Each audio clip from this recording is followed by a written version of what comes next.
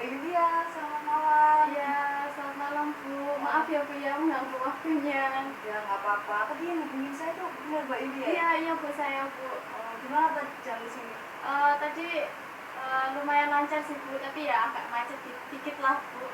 Tadi agak mendung loh saya lihat. Iya. Nggak hujan gitu, lumayan Mbak Yulia. Enggak kebetulan Bu, cuma mendung aja kok. Ya udah. Gimana kabarnya Mbak Yulia? Alhamdulillah Bu, sehat-sehat semua. Sehat, alhamdulillah. Keluarga di rumah? Sehat juga alhamdulillah. Kesibukan Mbak Yulia apa nih? Sekarang sih lagi sibuk sekolah aja sih Bu. Sekolah aja. Sekolah daring gitu Bu. Kelas berapa sih Mbak Yulia? Saya kelas 12 IPS kebetulan. 12 IPS. Sebenarnya nih kuliah aja, daring aja nih. Iya, sekolah daring aja Bu. Punya hobi apa? Mungkin kan ini pandemi kayak gini. Selama pandemi, ya Bu, tiba-tiba punya hobi baru saya Bu. Apa? Saya lagi senang berkebun Bu. Berkebun. Ya, kayak nanam-nanam gitu Bu. Walaupun saya nggak tahu nih Bu tanamannya apa, Nggak tahu nanam apa nih? Nama-namanya saya nggak seberapa tahu Bu, tapi saya suka aja kayak main-main sama tanah, nata-nata pot gitu, saya suka Bu. Hobi baru berarti. Iya. Oke. Di masa pandemi ini memang banyak yang hobi baru. Iya Bu, makanya saya jadi terpancing lah Bu. Oke. Hobi masak juga kan biasanya sekarang banyak yang suka masak tiba-tiba nih. Kalau masak nggak seberapa Bu, soalnya saya nggak bisa masak. Oke. Berarti berkebun nih. Iya. Oke.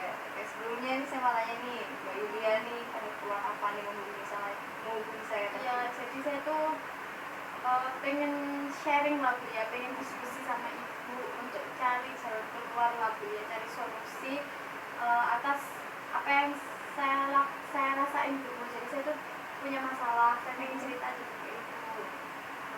Oke. Berarti ini Mbak Yulia nih ingin melakukan proses konseling nih berarti. Iya. Oke.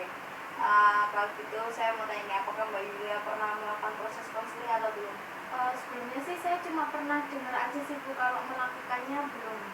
Cuma dengar aja dari teman-teman gitu ya? Iya kan, di sekolah kan juga ada guru BK nih Bu. Sempet sih kayak teman-teman saya tuh pernah melakukan proses konseling, tapi saya tuh nggak cari tahu gitu lebih dalam apa sih proses konseling, jadi saya nggak tahu gitu. Oke. Kalau gitu saya akan menjelaskan secara singkat aja ya mengenai proses konseling ini. Jadi proses konseling sendiri adalah proses pemberian bantuan dari saya yaitu konselor kepada Mbak Yulia sebagai konseling, yang dimana di sini kita akan mencari bersama-sama solusi dari permasalahan yang dialami oleh Mbak Yulia. Lalu di sini juga harus diterangkan bahwa di sini Mbak Yulia yang akan mencari solusi atas masalah yang dialami Mbak Yulia. Saya hanya sebagai fasilitator saja. Lalu di dalam konseling ini kita memiliki 3 asas yang kita sama-sama harus pahami, yaitu asas yang pertama asas kerahasiaan, asas yang kedua adalah asas keterbukaan, yang ketiga asas kesukarelaan. Yang pertama adalah asas kerahasiaan yang saya jelaskan secara singkat, yaitu di sini apa masalah yang akan Mbak Yulia ceritakan kepada saya yang kita diskusikan bersama nanti hanya akan kita bicarakan di sini, tidak akan ada orang lain yang mungkin akan tahu, karena saya juga akan mengkip apa yang Mbak Yulia katakan pada saya. Yang kedua adalah asas keterbukaan. Di sini saya sangat mengharapkan keterbukaan dari Mbak Yulia sebagai konseling supaya dapat menceritakan masalahnya dengan ibarat sedetail-detailnya mungkin, seterbukanya, supaya kita dapat mencari jalan keluar terbaik gitu. Yang ketiga adalah asas sukarelaaan, asas sukarelaaan yang dimana Mbak Yulia sini datang sini atas paksaan atau suruhan. Kebetulan saya datang ke sini dengan sukarela Bu. Dengan saya sendiri juga. Ya. Baik, karena asas ketiga ini berarti Mbak Yulia memang harus atas keinginan Mbak Yulia sendiri datang ke sini ingin menyelesaikan masalah gitu. Dari penjelasan singkat saya mengenai konseling dan asasnya, apakah Mbak Yulia sudah paham? Sejauh ini sudah paham Bu. Sudah paham. Baiklah, kalau gitu saya mau tanya ini, apakah udah nyaman belum? Sudah Bu, sudah. Oke. Kalau gitu Mbak Yulia bisa menceritakan mungkin. Oke, jadi ini Bu, apa ya, saya tuh akhir-akhir itu ngerasa males gitu Bu, malas belajar, malas daring juga, tapi saya tetap ikut daring tapi malas gitu Bu. Saya tuh ngerasa kalau eh, belajar itu kayak bukan satu hal yang harus saya lakukan gitu loh Bu, kayak bukan prioritas utama gitu Bu. Walaupun saya tahu gitu Bu, kalau misal saya tuh udah kelas 12 nih sekarang, pasti kan kegiatannya kan nggak jauh-jauh dari belajar gitu Bu ya, tapi kok saya kok jadi malas gitu Bu. Saya kok malas Oke oke. Berarti baik, masa Mbak Yulia memang malas belajar nih. ya. Oke, kan saya boleh tahu nih malas belajarnya ini dari sekarang atau udah awal semester atau sebelum pandemi mungkin? Sebenarnya kalau malas belajar itu eh, udah dari dulu sih Bu, kayak apa sih, musim-musiman gitu loh Bu, kayak tiba-tiba malas, tiba-tiba rajin. Tapi yang paling males banget itu ya semenjak naik kelas 12 ini sih Bu. Kalau naik kelas 12 Iya. malah jadi malas. Iya. Oke. Kalau gitu, kalau saya boleh tahu nih, keinginan Mbak Yulia ini apa sih sebenarnya? Ya saya tuh apa ya Bu ya, semenjak saya malas belajar itu Bu, nilai-nilai saya tuh jadi turun Bu, gitu kan. Dan saya tuh jadi turun, terus saya tuh takut gitu Bu, kayak ketinggalan teman-teman saya yang jauh lebih cepat belajarnya daripada saya. Jadi ya saya tuh kepengennya apa ya, nilai-nilai saya tuh kembali normal gitu Bu, kayak di atas rata-rata lagi. Terus saya juga kepengen saya tuh jadi anak yang rajin gitu Bu, paling nggak tuh yang sama lah kayak teman-teman saya gitu Bu. Jadi Mbak Yulia karena merasa cemas karena nilainya turun gitu. Ya kurang lebih seperti itu Bu. Lalu tadi di awal Mbak Yulia mengatakan bahwa Mbak Yulia ini merasa belajar itu bukan prioritas untuk sekarang ini. Ya. Terus Mbak Yulia, yang Mbak Yulia inginkan adalah Mbak Yulia ingin meningkatkan nilai-nilainya Mbak Yulia supaya paling enggak sama dengan teman-teman Mbak Yulia. Terus bagaimana itu Mbak Yulia? Mbak Yulia merasa itu tidak prioritas tapi ingin menaikkan. Ya Bu, saya dari itu Bu, di situ saya tuh kayak mikir gitu Bu, kok saya ini pengen loh nilai saya tuh kembali normal Bu ya, tapi saya tuh males Bu. Jadi sejauh ini saya tuh belum bisa gitu Bu, menemukan cara ya Bu ya, menemukan solusi yang memang apa ya Bu ya, yang memang bisa merubah saya gitu loh Bu. Makanya saya datang ke Ibu itu dengan tujuan mungkin Ibu bisa membantu saya nih nemuin solusinya gitu Bu. Jadi sejauh ini saya belum menemukan cara yang efektif sih Bu. Oke oke. Lalu kalau bisa tahu nih Mbak Yulia pernah nggak menggambarkan gitu apa sih dampak kalau saya tidak memprioritaskan belajar ini gitu? Pernah kepikiran kayak gitu Bu ya. Ya ya dampaknya ya pasti ini sih Bu, nilai saya jadi turun lagi, terus saya jadi ketinggalan, nilainya tuh jadi ketinggalan jauh nih sama teman-teman saya. Padahal saya kan pengennya kan masuk PTN nih Bu, otomatis kan nilai rapor juga jadi hal utama Bu ya, untuk penilaiannya gitu Bu. Jadi ya mungkin nilai saya yang bakal turun dampaknya. Lalu tidak memprioritaskan belajar nih apa nih alasannya? Ya itu Bu, saya merasa kalau belajar itu satu hal yang membosankan gitu loh Bu. Membosankan. Iya, kayak kan capek Bu ya, kayak kita sekolah, kita belajar daring dari pagi, terus harus belajar lagi, kita dapat tugas kayak gitu kan capek Bu ya, kayak jadi saya tuh ngerasa kalau belajar tuh em, bukan bukan prioritas Bu, kayak satu hal yang bikin saya tuh bosen, capek gitu loh Bu. Akhirnya saya ya lebih milih rebahan Bu daripada belajar gitu Bu. Oke oke. Lalu saya ingin tanya apakah dengan tidak memprioritaskan belajar lalu menggantinya dengan rebahan itu akan merubah merubah kondisi Mbak Yulia yang sekarang untuk mencapai apa yang menjadi tujuan Mbak Yulia?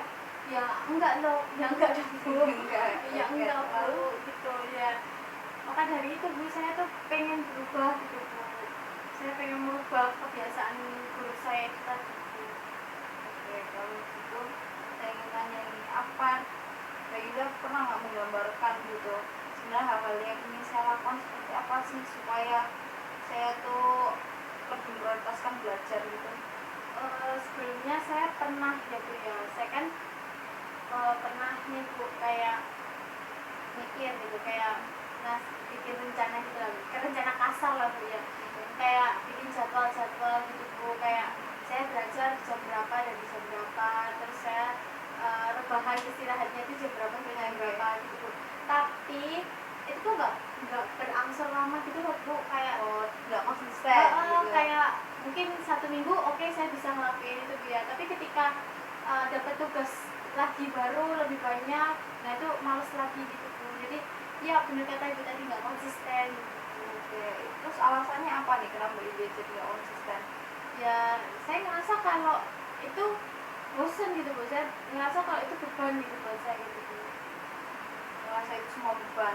Jadi ya saya jadinya males gitu Bu, karena apa ya, kan kalau kata orang-orang ya Bu ya, beban semakin berat kan ya berat gitu kan Bu ya, semakin banyak kan pasti berat ya, ya mungkin kayak gitu yang saya rasain Bu. Jadi saya ngerasa berat, saya pengennya rebahan terus gitu Bu, jadi saya mengabaikan hal-hal yang termasuk prioritas itu tadi Bu.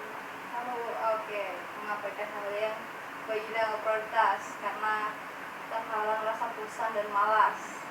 Lalu apakah rasa bosan dan malas ini jika dipertahankan terus menerus akan menjadikan Mbak Yulia menjadi lebih giat belajar, atau menjadikan Mbak Yulia jadi tiba-tiba merubah nilai Mbak Yulia jadi meroket?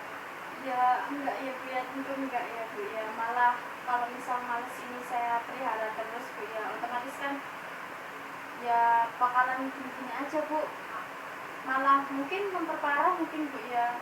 Jadi ya saya pengennya nggak kayak gini gitu Bu, saya pengen berubah gitu, saya pengen merubah lah kan gitu. Ya, berarti tadi Mbak Yulia bilang ingin merubah kan? Langkah awal untuk merubah itu apa? Apakah dengan Mbak Yulia melawan, atau dengan Mbak Yulia akan ya udah deh ikutin dulu, siapa tahu nanti akan hilang sendiri? Karena saya udah berani cerita ke Ibu, berarti saya memang ada niatan untuk berubah, jadi ya saya mungkin akan melawan Bu, melawan kemalasan saya itu tadi Bu. Ya saya akan perlahan-lahan melawan malas saya tadi, mungkin saya akan mengatur jadwal saya lagi, kayak jam berapa saya harus belajar, jam berapa saya harus istirahat gitu. Oke, dengan berjadwal itu lagi. Ya, Lalu apakah Mbak Yulia akan mencoba untuk konsisten? karena saya pengen berubah, karena saya pengen merubah semuanya ya, mau nggak mau harus ya Bu ya, saya harus konsisten sih Bu. Oke, ya, akan mencoba nih untuk konsisten. Oke, lalu yang akan Mbak Yulia lakukan saat Mbak Yulia sudah melakukan itu, lalu Mbak Yulia mulai nggak konsisten lagi nih, apa yang akan Mbak Yulia lakukan nanti? Sama seperti yang tadi saya bilang Bu ya, mungkin saya akan melawan sih Bu, Melawan tidak konsistenan itu. Ya, saya harus bikin konsisten, bikin niat dulu yang kuat, lalu saya konsisten itu Bu. Jadi nanti ketika malasnya datang, ya saya mungkin sudah terbentengi sama si niat-niat tadi Bu. Oke. Sebenarnya Mbak Yulia ini sudah bagus, saya mengapresiasi apa yang Mbak Yulia rencanakan, apa yang dengan niat Mbak Yulia kesini ingin memperbaiki diri. Mbak Yulia ini sudah memiliki gambaran apa yang ingin Mbak Yulia lakukan, apa yang Mbak Yulia inginkan. Mbak Yulia sendiri tuh sebenarnya sudah tahu. Mungkin memang ya itu tadi kata Mbak Yulia, perlu niatan-niatan yang lebih kuat lagi nih. Terus mungkin Mbak Yulia punya support system, teman, pacar, mungkin itu akan lebih membuat Mbak Yulia semakin terbentengi kayak kata Mbak Yulia tadi. Sejauh ini sih kalau support system cuma ini sih Bu, sahabat-sahabat saya aja sih Bu, sama orang tua. Oke, pacar masih belum? Enggak Bu, enggak boleh juga sama orang tua, Masih belum boleh. kan masih sekolah. Oh iya, ya terserah Mbak Yulia. Mbak Yulia ingin fokus sekolah, ya bagus. Tapi jika Mbak Yulia ingin misalnya ingin menghibur diri dengan teman-teman, itu juga boleh. Bukan berarti Mbak Yulia juga fokus belajar terus, tapi di sini Mbak Yulia harus lebih memprioritaskan suatu hal yang mungkin menurut Mbak Lydia lebih penting. Jadi bosan itu wajar, males itu wajar, tapi jika kita bisa memberikan porsi yang ideal, mungkin itu akan menjadi lebih bijak untuk Mbak Yulia. Jadi ini Bu ya, lebih diperbaiki lagi kali ya, kayak peraturan jadwalnya, ngatur jadwalnya itu manage waktu lah, kira-kira begitu Bu ya. Ya begitu. Dan jangan merasa bahwa rasa bosan itu salah, alasan ini salah, enggak ya. Sebenarnya itu tuh juga wajar dimiliki manusia, tapi ya kita harus ibaratnya kalau kita lagi jalan ya belok sedikit tapi harus kembali ke tracknya lagi gitu. Ya Bu, baik Bu, nanti mungkin dari sini ketika pulang nanti saya akan pelan-pelan lah ya memperbaiki apa mengkoreksi ulang lah Bu ya, apa yang sebenarnya kesalahan-kesalahan apa aja nih yang saya perbuat selama ini, terus pelan-pelan juga ngatur jadwal gitu Bu ya. Baik Bu. Ya gitu sih dari saya. Lalu ini apa gini, mungkin ada yang mengganjal lagi dari Mbak Yulia? Sejauh ini sih itu aja sih Bu dulu, karena saya ngerasa kalau rasa males ini tuh harus saya ubah dulu gitu Bu. Ini masalah utama Mbak Yulia Ya, sekarang. masalah yang lagi urgent-urgentnya tuh ini Bu sekarang. Oke. Lalu Mbak Yulia sudah rasa puas dengan apa yang kita lakukan hari ini? Sejauh ini setelah saya cerita ke Ibu, saya ngerasa sedikit tercerahkan lah Bu ya. Saya sudah bisa mikir lebih panjang lagi sih Bu. Jadi ya ada untungnya juga saya datang ke sini. Iya. Tapi nanti ya mungkin pasti butuh bantuan Ibu juga ya, butuh bimbingannya Ibu tetap. Mbak Yulia kalau butuh bimbingan saya kapan saja Mbak Yulia bisa. Kena nyamuk gimana? Kapan saja Mbak Yulia bisa datang ke sini, kapan saja Mbak Yulia bisa menghubungi saya. Saya akan siap sedia untuk ya membantu Mbak Yulia. Mungkin dalam progresnya nanti Mbak Yulia mendapatkan hambatan, Mbak Yulia bisa menghubungi saya lagi. Nanti kita bisa ngobrol lagi mengenai masalah Mbak Yulia. Ataupun nanti kalau Mbak Yulia memiliki unek-unek yang lain, masalah yang lain, saya siap kok. Baik Bu, mungkin itu saja Bu ya. Oke. Terima kasih atas waktunya Bu, maaf mengganggu Bu ya. Enggak kok, sama sekali enggak. Ya Bu, terima kasih sekali lagi Bu. Iya, sama-sama Bu Yulia.